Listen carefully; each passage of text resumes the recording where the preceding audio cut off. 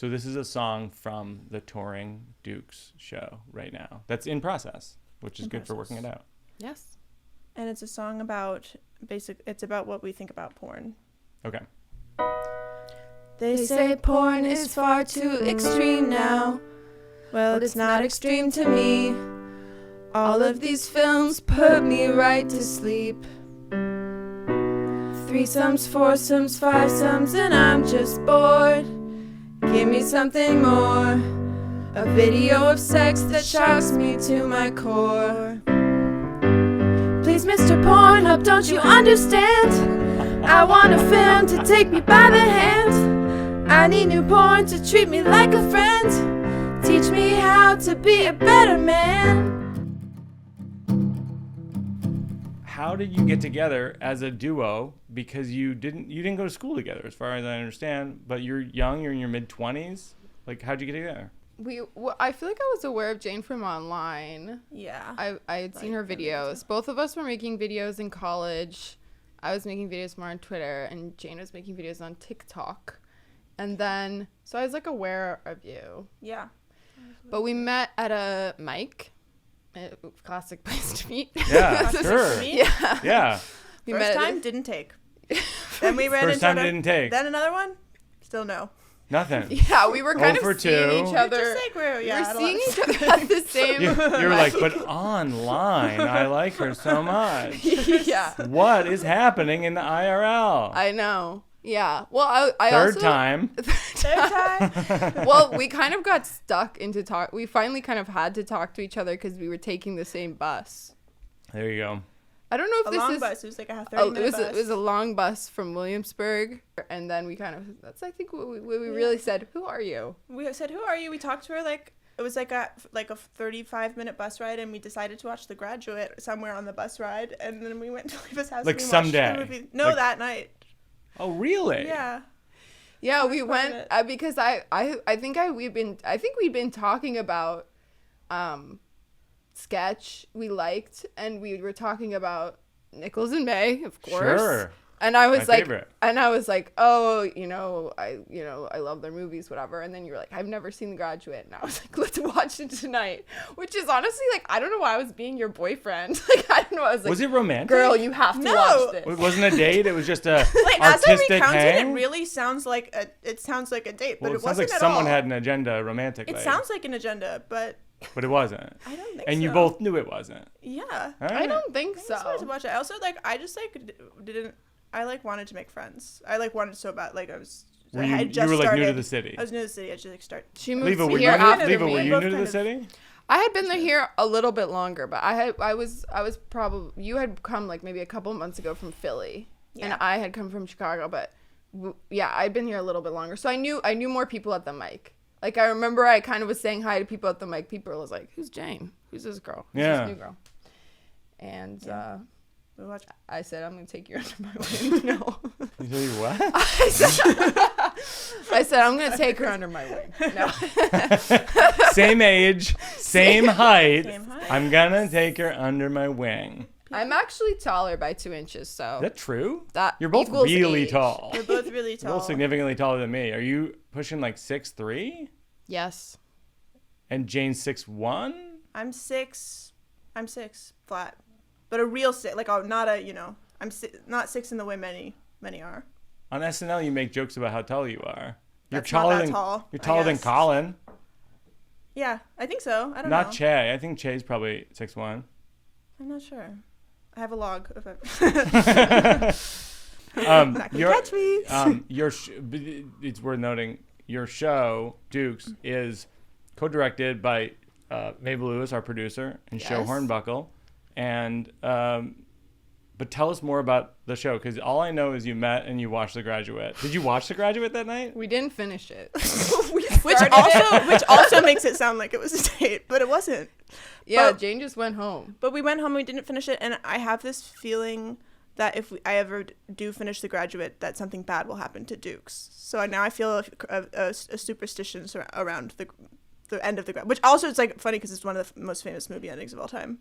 I think Like, you know it. I know what happens. And with it's, the on a, second and half it's on a of- bus, no less. Yeah. And At it's- the back of a damn It's on a bus. Okay, so Anyways. so the two of you met. Here's what I find funny about this too: is you met in a way that feels like a date. Mm-hmm. It wasn't a date, but you were watching a movie, but you didn't finish the movie, which also feels like a date. Mm-hmm. But also, isn't that what comedy duos are all about? It's a type of love affair, even if it's not actual romantic love. Absolutely. Absolutely. Yeah. Romantic. Tell me more about that thing I just said. I believe it was a yes or no question. No, so okay, so you met and then you were like, let's try to do a sketch. Were you intimidated by the scene? Because like that's the thing I get from people when they ask questions is they're kind of like, where do I start? Like, what do I do? And it's a hard question for me to answer. Like when I was starting out in when I was in college, I was doing mics in like 1998, and it's like I would say there's like 10,000 comedians in the country, which is an insane amount of comedians if you think about it, that like 40 are gonna make it. Yeah. That's like not great odds. Yeah. I would say right now there's like 100,000 if I was gonna guess. Yeah, it's Right? crazy. That's crazy. I mean, like when you moved to New York, you're like, oh, so no odds of this working. Yeah, it was definitely like, yeah, I remember feeling very intimidated. Like, I also am curious, like, when you started miking, like, how would you find out about mics? I would look in Time Out New York. That's where it would be posted. Swear to God. Oh my God. Hard magazine. Like, I mean, it was literally, online. It was online too, but I had the paper Time Out New York, and I would go to the back to the listings of comedy shows. Wow. and it And I would would just just be I would like just by show up. club. Would it just be by club? Broken It down? would be by club, and it would be by room, and it would be like, and I would show up, and here's the bane of my existence. Like sometimes people like ask me with Don't Think Twice, like who were the people who I was jealous of, like because the movie's all about jealousy. And for me, it was like Dimitri Martin, and the reason why is that I would show up at these mics, and if I was lucky, after the third time or fourth time going, they'd be like, "Sure, you can go on," and they'd be like, "Have you heard of Dimitri Martin?" I'm like, yeah. Yeah, he's good. I'm like, okay. Like it's the bane of my existence. Just like, so this person's good. They wouldn't be like, you're good. Yeah. They'd be like, this person's good. And it drove me nuts. But I think Dimitri's great. I consider him a friend. But like, it did drive me nuts. Yeah, I feel like there were certain people where you got there and they were the mayor and they knew everyone. Yeah. That's they- always a thing, right? There's always They're you like, show up yeah. at the mic and Yeah. there's the mayor of the There's always mic. a mayor. I feel like when you first are just miking around, there's just like and just literally just time. Like it's literally just like they've been around the circuit for longer, so they know more comedians. Well, it's but funny it feels like you're like, oh my God, this person is like the No, king. of course. They're the king. It's funny, like, the advice that people would give me starting out, and I never wanted to do it, was just like, just hang out. I know. That's like advice people always give you. I know. And like for And you just watch introverted 3 comedians, you're like, hours. I don't want to. Yeah. Yeah. And it's so every part of it is so exhausting. But it also, what is really nice and comforting about it to me is that on any given day between like 5 and 10 p.m. there are like 3 places where there are a lot of people that you could just show. It's like a party that's you cool. could show up to. Yeah. Yeah. I would say, that's why I asked, because I was like, for us, it's Instagram. Right. Like, that's where all the That's mics your are. Every mic is Time a Out page. New York. Yeah. Yeah. Yeah, that makes sense. Yeah. That seems pretty user friendly, actually. It's very So there's mics, but then there's probably too many people. Yes. Right? And then Yeah, it's a everyone's lot of getting just waiting like for 1 stuff. minute. Like Right. there are mics You'll where do it's, like, one. You'll do 90 seconds. Yeah. Yeah. Like I feel like the norm at most is like 2 to 3 minutes. Just so Are you short. serious? And you wait like at 2 hours. Oh my gosh. Oh my gosh. Yeah, we used it when I did mics in college. Like it was like you get 5 minutes, and that seemed like nothing. Like Yeah. nothing. Yeah, I feel like Yeah, it's a lot it more affects complicated. like the way that people are writing jokes in Brooklyn. This is an idea I'm coming up with on the spot, but I do. No, this is huge. This is huge. Yeah, Write I this. Here, feel let me like- get a pen. Let me get a Yeah, pen. this is I feel like because the mic slots are so short, like when you look at a lot of, when I think about a lot of my friends who are stand-ups, they are writing very short, tight jokes, which is good. Yeah. But I'm like, I feel like, you would think, I feel like for a while I thought of Brooklyn as like the alt place to be. Like everyone's Right. doing crazy stuff. Like everyone's gonna be Right. throwing pies at each other or something. Right. Like I didn't think, but actually right now I would say like there is like a lot of people are just doing very like classic Yeah. 1 line, 2 line Right. jokes. Kind like of Mitch Hedberg-esque. yeah, there was throwback jokes. there was a lot of one line comedians, which is kind of surprising. And I didn't expect that. What's the worst you guys remember bombing on these mics? Together or separate? Just in shows, like 2-person shows or doing stand-up. Oh my god. Like, did you ever bomb so bad that you were like, I quit? Yes, we had a sketch in our first and second shows called City Council that we were like, this is our ticket. This is it. That's how you know. We couldn't get through it. Anytime we ran it, we just like couldn't We're say the words. It was so how's the audience even gonna get through this? Because we can't get through this. Wait, what do you mean? Because it's boring? No, because we were like, this is the you were funniest thing that breaking has through ever it. been written. Oh my god, yes. And then we did it, and it was like It also had undeniably like it was the show went very well overall, and it was like an undeniable bomb, and it was like What was it called? City Council? City Council? Yeah. What is City Council? City's Council is a sketch about 2 characters going to the town hall because they have too many scarves, hats, gloves. I already love it. Jewels on them, and they want the city council to help them with how many stuff jewels is on them. Wait, and it's just shouting about how there's too many jewels and it's untenable. And the humor of this is that they're like entitled people who have too much stuff and like they're complaining about the wrong thing. Is that the joke of it? Yeah, let's What let's you're clear the looking working for it out cannot section be later. Let's just do this. Just city council block. What you're looking for, the audience was looking for too. A premise? A premise. Why are they joke, doing a that? point of view. It was also like we were kind of talking in a way where people were like, no one can understand you. We were Yeah, kind of shouting. also we were writing basically, I feel like sometimes when we edit something, like we'll get the note from our amazing directors, Show and Mabel, that like our writing needs to be clear, then we're like, got it. And we go back Got and it. literally Yeah, rearrange the words to sound like Yoda is talking. and then put that up and up. Like, we're like, this is funnier. City Council, I am at. Yeah. It was like hats and boots. I was like,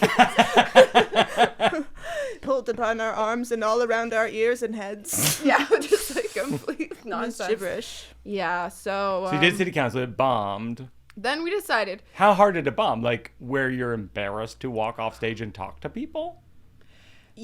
Well, Kind of. I didn't want to No. do the next sketch. I'll say that. Oh, okay. How many did you have to do?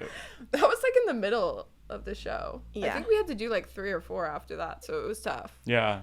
So Jane you play songs. You did, I think your first song was Party Song on Weekend Update? Yes. Is that what it's called? Yeah, It's so good. I guess. It's so good. Thanks. And it was also a little surreal here at the show because Mabel is our producer. And I'm like, Yes. Mabel, your friend, Mabel. has this hit song on friend SNL. groups. So what's going on there? which is also, by the way, I don't think twice-esque situation in the sense that, that the 3 of you are friends, and then the 4 of you are friends, including Show, and then like one of the friends is on SNL, so then like the other ones aren't. So what's that? Wait, what's that what? likely? What? I have to check my.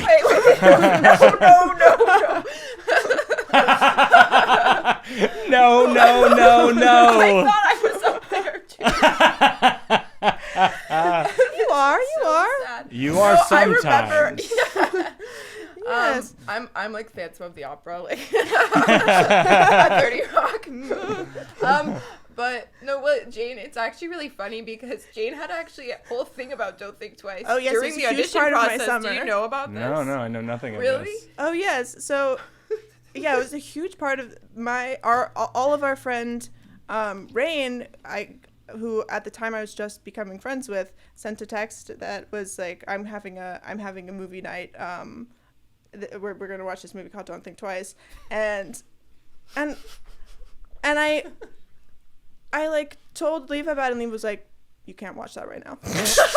And this is in the middle of the audition process? It was like 3 weeks before the screen test, and Liva was Yeah. like, I know you want to go to this party, you're not allowed to. Oh my gosh. And Because I then was worried you were so, because I it was was so- yeah. Jane I was went through panicked. so many rounds of auditions. Like, it took all summer. It took up your whole summer. Yeah. And so it was, like, so in the heart of that. And I was just worried that it was gonna...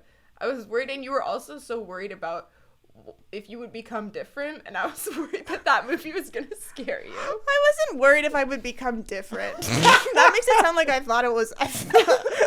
Yeah, that's locked. Liva, has she become different? Long 10 minutes of silence. Yeah. Thanks for coming on. Yeah. Oh my God. You know what? My car's here. No. So you were like, But don't... everyone was split. Nice. Our Call friends back to were the split movie. about whether it would actually be okay for me to watch the movie, and I didn't go. And also, it was like at the beginning of a friendship, it's so important to go to the event. I sound like I've never had a friend before on this podcast today. But yeah, ultimately I didn't go, and then I watched it later, and I think Liva was right. Right, it's a Probably. lot on the brain. Yeah, it's a great movie, by the way. Oh, thanks. Well, it's funny, like, there is something from the movie that is intimidating, I think, which is what I did a series of readings in our apartment with friends, like screenwriters and actors, and Jorma Taccone from Lonely Island. He gave notes on a bunch of it, and he was like, you really have to show when Keegan and Gillian's character go in, them looking at the pictures in the walls of like the past cast members and hosts. And of course they're all fake because we couldn't go to SNL. So we had to make this fake wall of like Mindy Kaling and Aziz Ansari and like all these people who are like stars, but actually aren't cast members on these shows.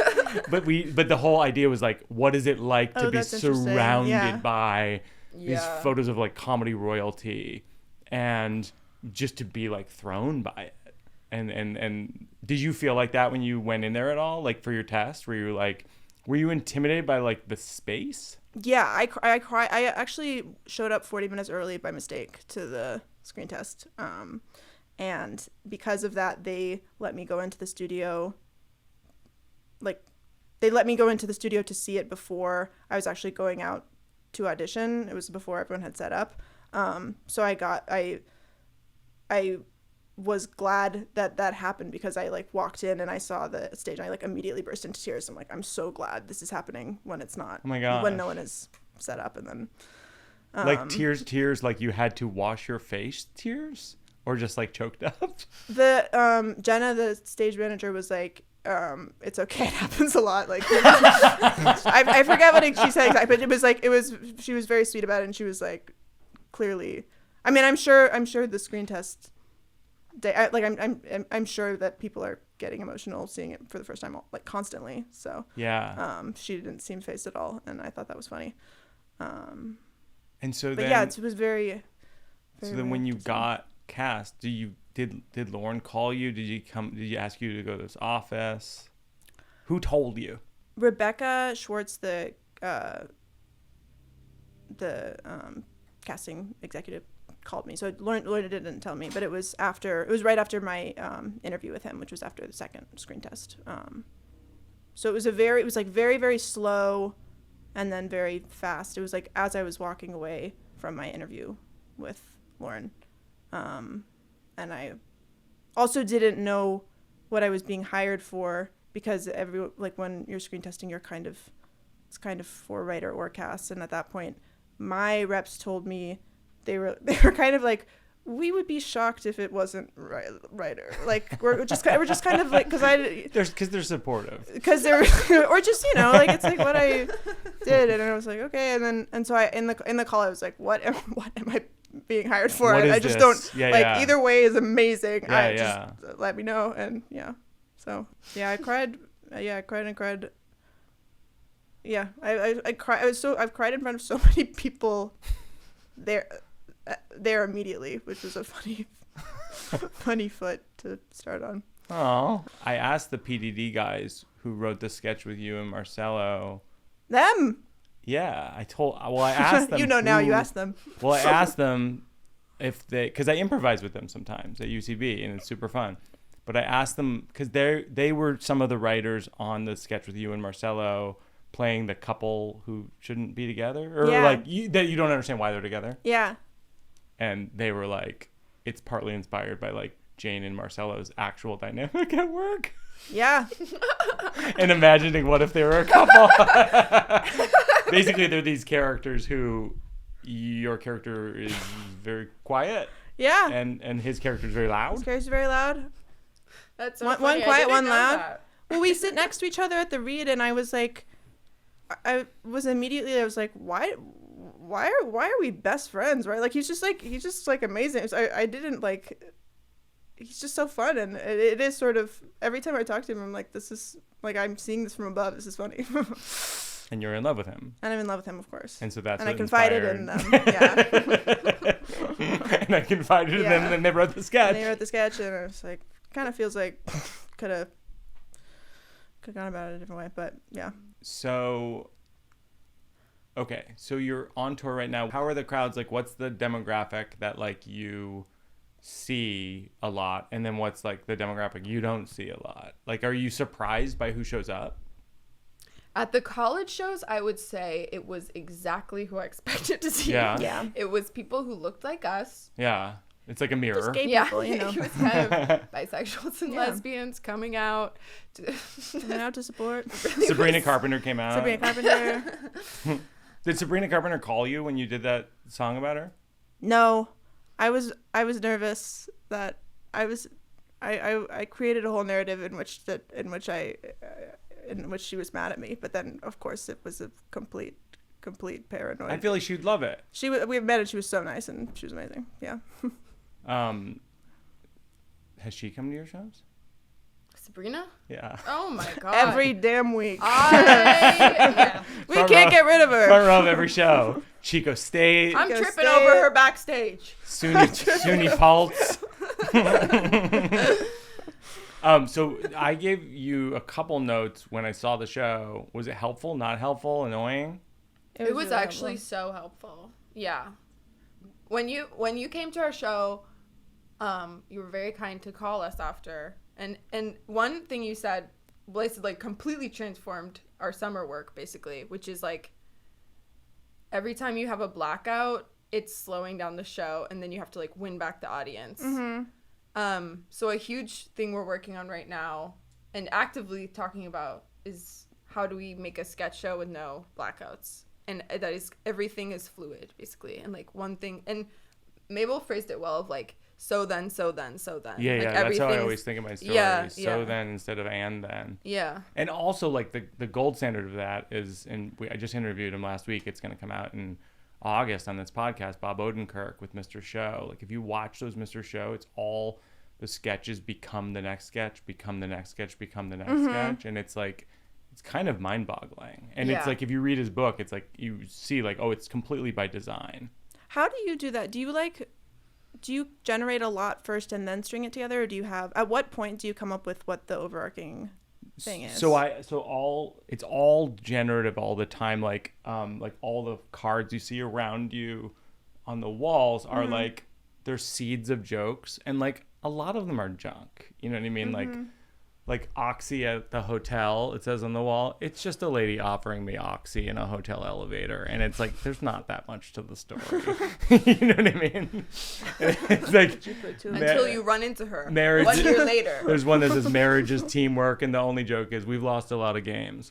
And it's like, in other words, it's not, there's not a lot there, but like it's a lot of things are, if you could string things together, if you 5 things together, you're like, oh, that could be a beat of the show. Yeah. If this, so then this, so then this, so then this, and then it's like a potentially a chunk of the show. Yeah. And then long term, the goal with my shows is like that it gets to a point where like essentially like 40 of these things line up, and it becomes like 8 chunks of whatever, 5. But yeah, that's kind of the goal. So it's always generative. So like, you know, around here, like with Gary and Mabel and Peter and Joe, like I'm just kind of pitching jokes like this all the time. Yeah. Is that what you guys are like in terms of like generating? Are you like bouncing stuff off each other all the time?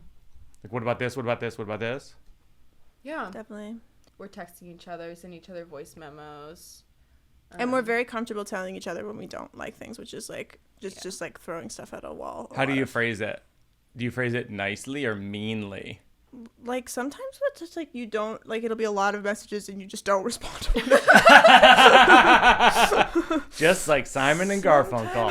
Yeah.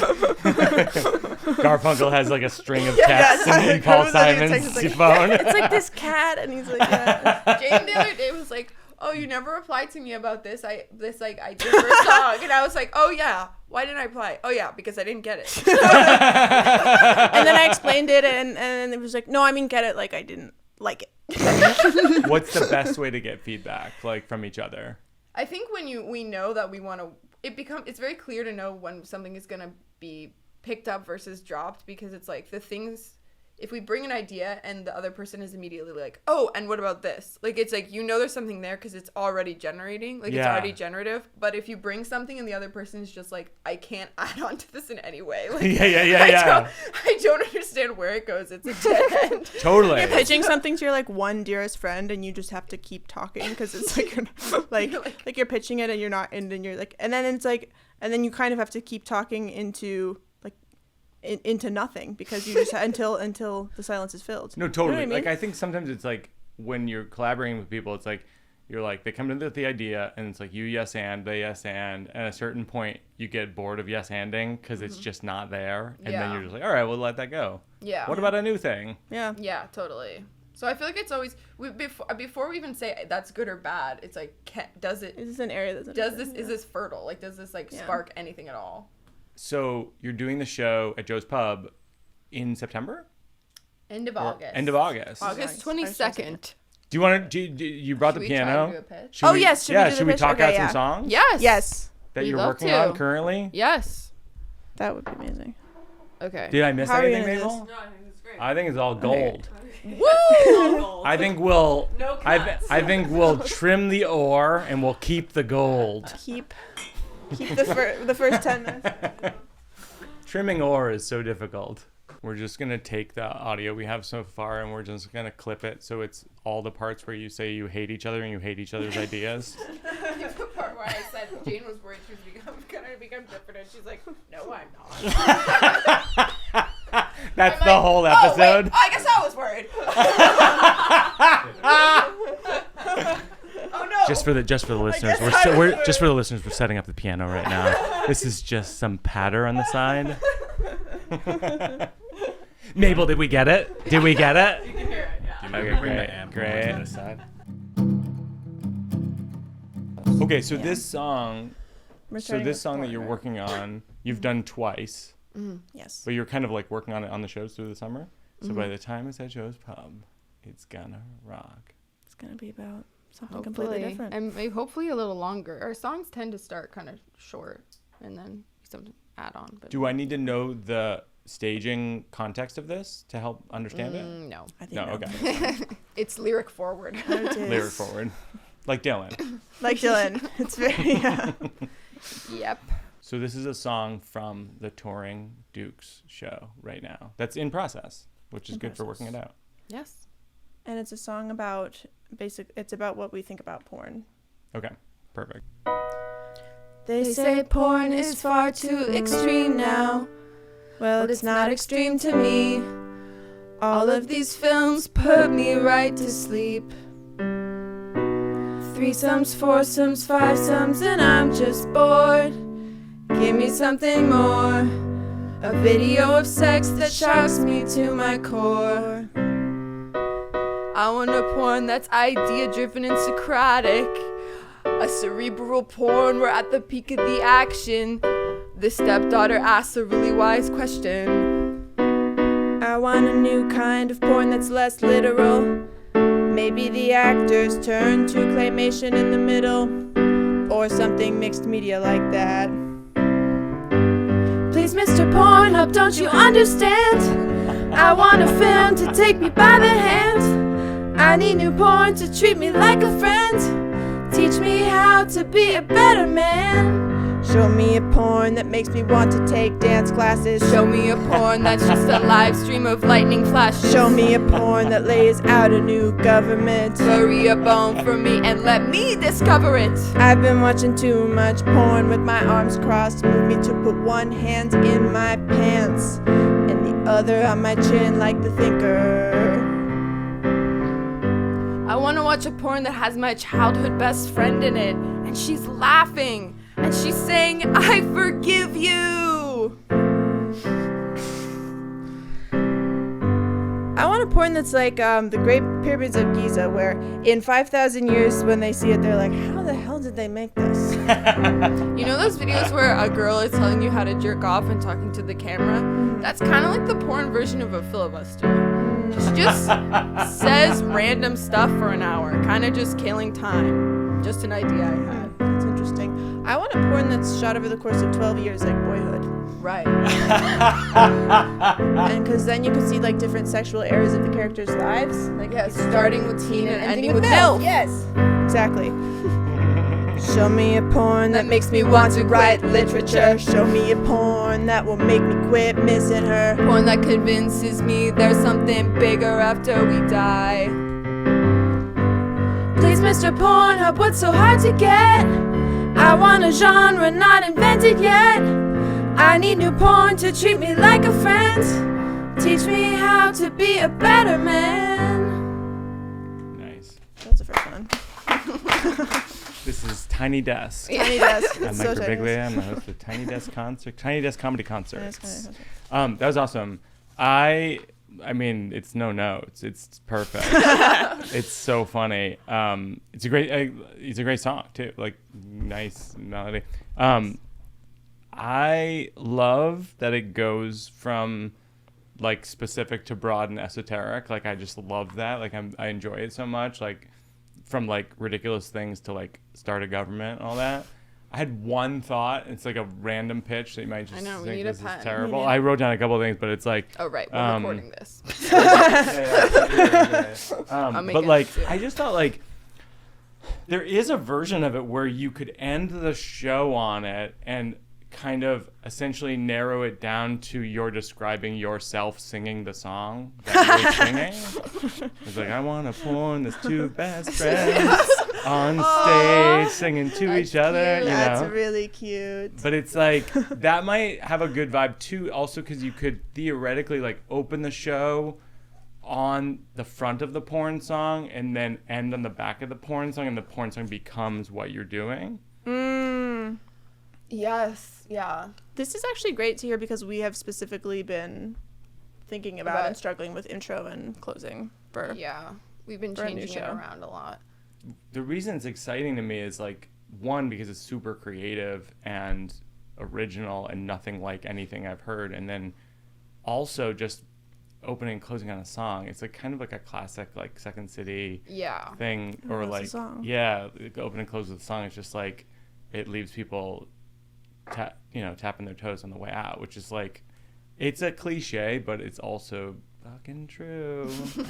Yeah. So like I like, my only thought is just like,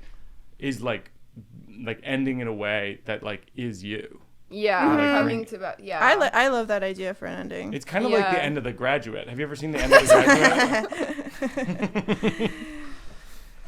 Do you have another song you want to work on? Yes. Okay. We have one One more. other. This We'll one see. is farther, I would say. This one, yeah. Farther this, away. Farther, like, we've done more edits on Port Song. And this one we have done fewer edits on, so it's earlier. Yeah. Okay. This is a song about when gossip is so fun that it makes you forget your troubles. Okay. Life felt so dark, my hair sucked, and my dog was sick. Hated my vibe, my mom fell, my tongue hurt from fruit. Darkness was closing in, I needed a miracle bad. That's when I heard gossip that turned things around. Cause then my friend did something so insane. She slept with her boss, who was the ex of this girl, who was our other friend. She blew up everything. Everything. She was devastated, but I felt an unmistakable and involuntary glee. So we gathered round her on the couch, and she asked for advice, and the whole thing was just so fun for me. And especially because we know everyone involved. Well, Well, that was fun. Now it's done. I am bored again. I don't want my friends sad, but chaos gives the days momentum. The drama's gone. The days pass, and the days turn into weeks. I wondered if the Swedish suicide pods will come to the U.S. And how much they will cost. But then our friend did something so insane. He invited this guy who was kind of his ex to this birthday thing for his other It was ex. crazy. And he encouraged them to hook up, and then he got all hurt when they did. But it's his fault. He complained about it on the couch, and I tried not to laugh, but inside we were truly happy. We were happy. And unbelievably, the exes had the same first name. Life felt so nice, all this gossip to block the feel of doom. My thoughts and mind felt clear and free, and it felt so good. Rose with the sun, met the day. I felt hope and peace and love for mankind. But Jane, Yeah, what? I don't want to talk about it. What happened? I did something so insane. What? I slept with the roommate of my very good friend and What? didn't tell the friend. Liva. And then the friend found out. Oh my And God. it turned out that my friend and the roommate had been hooking up for months. Oh my god. Well, it spun into a giant fight that consumed their whole life and damaged their core friendships irreparably. It was horrible. It put me in such a good mood that I texted my ex, do you want to go on a road trip? That was great. This is Mike Birbiglia. This is Tiny Comedy Desk Tiny Concert. comedy. Tiny comedy concert. I love that song. I feel the same way about gossip. I had one thought on just like pivoting to the gossip, which is like gossip lines that are like, but you're not going to believe this part, you know, yeah. or like, but listen to this, or like, no, but seriously, Tina showed up without a costume. Those are just like random things I jotted down, but like that kind of like the phrasings of Of gossip. like when you're like, But I think I shouldn't tell you this. Right, But like, I should tell you this. Don't seriously, don't tell anyone Yeah. this. But Yeah, like more conversational. yeah, exactly. Yeah. But Like, like this is all, my like I feel like if you blew out, like my example sucked, but like if you blew out like all those phrasings of like how you preface gossip, I feel like that would be fun. But I love that song. I think it's great. I don't know where do you want to go with it? Because you're like it's not as close as the other one, but I'm like it seems great. Well, you can see that we don't always sing at the same Yeah, time. but- So there's some Well, big rehearsal. part Yeah, we just gotta learn the thing. Yeah. We gotta learn the damn I dropped thing. my paper off of my paper fell off my lap, so I just kind of stopped singing for 30 seconds. I love that part. That's That's my favorite part. No, I think favorite we're just Prince trying to singer. make the gossip examples right now. They're all kind of, well, we were having this conversation. This is the kind of conversation we have in rehearsal is like, all of our examples are about hooking up. What's gossip that's not hooking up? Right. And so we wanted to kind That's of like diversify most of the what gossip gossip is, though. that we're Well, it's talking funny. about. We in the Please Don't Destroy improv shows that we do. I said to Mabel one day when we were first doing them, what should we get as our suggestion? She was like, gossip. We do gossip sometimes, and we've been doing that ever since. We get great suggestions from the crowd. It's always amazing. Yeah, You put out a you know, but Put you out could an even do Instagram that. You could be like, Yeah. does anyone have any good gossip? And then you could improvise singing the gossip. Oh, That's fun. That's good, Oh yeah, for a yeah. show, Does be anyone like, have any good we'll, gossip? like And then- 24 hours but- before a show, be like the people from this. No, even in real time, you could be like, shout out if you have any good gossip, and then you could Wow. try to make a song in real time of it. That's awesome. Should we try that? yeah, that would should be do that in so Philly. fun, especially one of the smaller venues who work well. It's Yeah. easy. You can just like look right at everyone's right there. Yeah, Yeah. that seems fun. That Yeah, sounds fun. that would be fun. Yeah, because we just were like, we kind of feel like we're telling the same story a bit because it's all about like hooking up and exes. Right. So we're trying to like, I think we're trying to like make it more. You also might want to think about like what your parents' gossips, like friends' gossip is. Like I always find that's like kind of wild. Yes. Because it's like the stakes of it are so different from the thing that you're thinking about. Yeah. It's like my dad's friend has Alzheimer's and he's not allowed out of this one room. Yeah. Yeah. Yeah. It becomes like I know judging that's a other. little too dark. That's just Yeah, reassociating that would here. put me in a good mood, I guess. No, honestly, I do think my parents gossip a lot about is like judgmental of the way that their other friends deal with their aging parents, and they're like, "Can you believe that?" Yeah, totally. They're like, "We would never do that." Totally. But I love that song. Jane and Liva. Oh, and also, well, one other thought is just making the dark stuff darker. Yeah. I just think like the way that the show is gonna work is like that song is gonna work. I think more is like it's like impending doom that everyone in the room can feel. Yeah. And then like it's like the fun embrace of like, yeah, but how about this? Right. Yes. My tongue hurt from fruit is just the saddest thing we could think of. Yeah. My tongue hurt from fruit is a riot. I love that. Okay, so here's what I got. We'll see if playing piano under it will be anything. Should I tell you what it is? I mean, it's basically just an essay I wrote. Okay. In my book, the new one I wrote with my wife Jenny, and her poems and my stories. But yeah, something like under that, like this is called Me and My Wife on a Plane That's Crashing.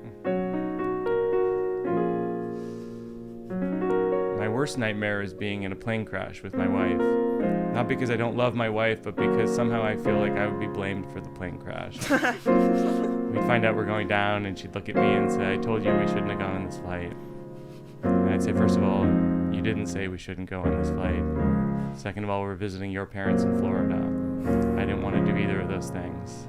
I didn't want to visit your parents in Florida, and I didn't want to die in this plane crash. She'll say, never mind, it doesn't matter. I'll say, okay, but it does matter because you literally just told me we shouldn't go on this flight, and that didn't happen. She'll say, you know I hate going on planes. I'll say, right, but everybody hates going on planes. You can't own the idea of hating going on planes. She'll say, whenever we fly, I always tell you we're going to crash. I'll say, right, but that's the risk you always assume when you fly in a plane, and everything in life is really risk and reward situation. In this case, the reward is going to be seeing your parents, and the risk was we would die, and as it turns out, we're going to die. So I don't even think we should talk about it anymore. I think we should just spend the last 10 minutes of our lives enjoying each other's company since we are deeply in love. And I wish to spend the final minutes of my life with you in peace. She'll say, that's what I wanted to do. I'll say, actually, you didn't. She'll say, it doesn't matter. It literally doesn't matter. Oh, look, it seems like they might be able to land the plane after all. And I'll say, do you know if you can order an Uber to a field?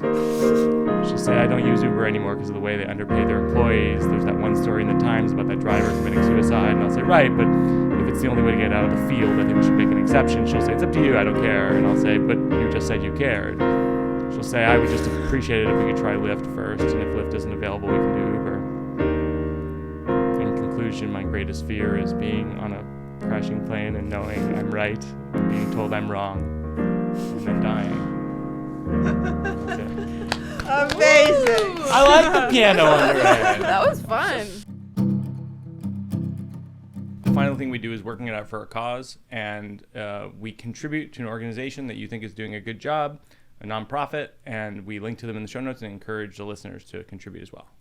Okay, I am going to nominate for this the Samir Foundation, which is a group that supports medical education and medical resources for medical students in Gaza. Awesome. Yeah. Well, we will contribute to them. We'll link to them in the show notes. Jane and Liva, Dukes, love your show. I can't wait to see it again at Joe's Pub. And thanks for coming on. Thank you so Thank much. you. This was so fun.